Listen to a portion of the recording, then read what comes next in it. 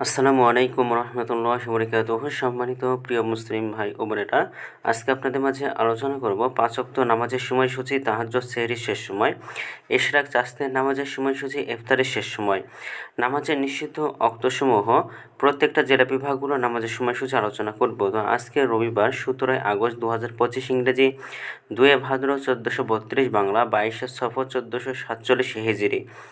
ঢাকার মতো পার্শ্ববর্তী এলাকার নামাজের সময়সূচিগুলো তুলে ধরব। তারপরে অন্যান্য জেলা বিভাগগুলো নামাজের সময়সূচিগুলো আপনাদের মাঝে আলোচনা করব।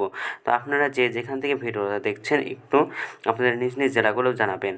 তো আজকে ফজরের নামাজের রক্ত শুরু হবে ৪টা ১৬ মিনিটে, ফজরের নামাজের রক্ত শেষ হবে ৫টা ৩২ মিনিটে। জোহরের নামাজের রক্ত শুরু হবে ১২টা ৬ মিনিটে, জোহরের নামাজের রক্ত শেষও হবে ৪টা ৩৭ মিনিটে। আসরের নামাজের রক্ত শুরু হবে ৪টা ৩৮ মিনিটে, আসরের নামাজের রক্ত শেষ হবে ৬টা ১৪ মিনিটে।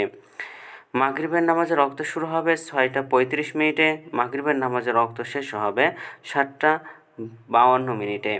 এশার নামাজের রক্ত শুরু হবে ৭টা ৫৩ মিনিটে এবং শেষ হবে ৪টা ১০ মিনিটে। আজকে ঢাকার মতো পার্শ্ববর্তী এলাকার সেহরির শেষ সময় হলো ৪টা ১০ মিনিটে, ইফতারের সময় সন্ধ্যা ৬টা ৩৫ মিনিটে। নফল নামাজের উত্তম সময় হলো ইশরাক নামাজের রক্ত শুরু হবে ৫টা ৪৭ মিনিটে, শুরু হবে ৮টা ৪১ মিনিটে, শেষ হবে।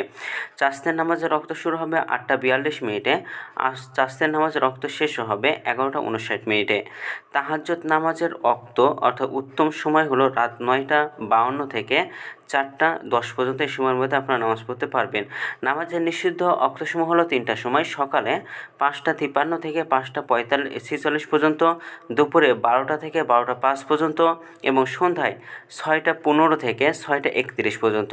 এই সময়ের মধ্যে আপনারা কোনো প্রকার নামাজ আদায় করতে পারবেন না। এই ছিল ঢাকার মতো পার্শ্ববর্তী এলাকার নামাজের সময়সূচি।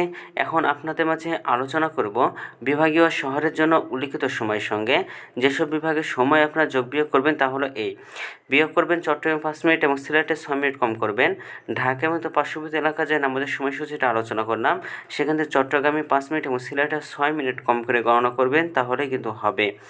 যোগ করবেন খুলনাতে ৩ মিনিট, রাজশাহীতে ৭ মিনিট, রংপুরে ৮ মিনিট, বরিশালে ১ মিনিট বেশি করবেন।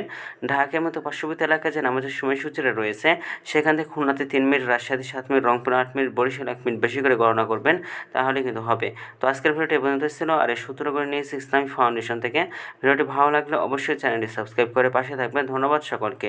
আসসালামু আলাইকুম রহমতুল্লাহি ওয়া বারাকাতুহু।